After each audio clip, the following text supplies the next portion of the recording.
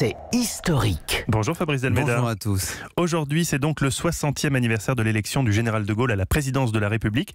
C'est toujours une date de référence sous la Ve République. Mais c'est en effet le 21 décembre 1958 que le général de Gaulle est porté à la présidence. L'élection a été facile, à vrai dire.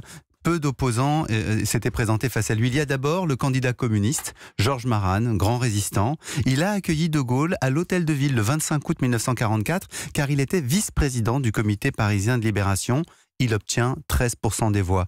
Puis vient Albert Châtelet, le candidat de la gauche, non communiste et anti-gaulliste. Son score, 8,5%. De Gaulle obtient 78,5% des suffrages, un triomphe. Mais tout le peuple ne votait pas. Pourquoi donc ? Parce que cette première élection présidentielle s'est déroulée un peu comme sous la Troisième et la Quatrième République. Seuls votaient de grands électeurs, parlementaires, représentants des conseils généraux et des conseils régionaux d'outre-mer, ainsi que des représentants désignés par les conseils municipaux, soit 81 764 électeurs. Ce n'était pas vraiment la démocratie directe.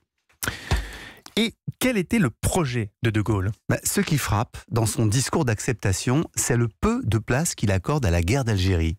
Il dit surtout la nécessité d'assainir les finances, la monnaie, de relancer l'industrie. Pour lui, aucune indépendance nationale n'est possible sans une économie saine.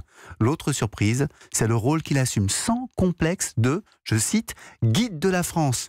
Depuis 18 ans, précise-t-il.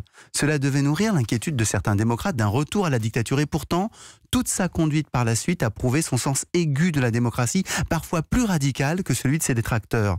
Ainsi, quand il décide l'élection du président de la République au suffrage universel direct à partir de 1962. Ce 21 décembre 1958 marquait donc un tournant par l'affirmation d'une présidence souveraine, jusqu'alors inédite en France, mais destinée à durer.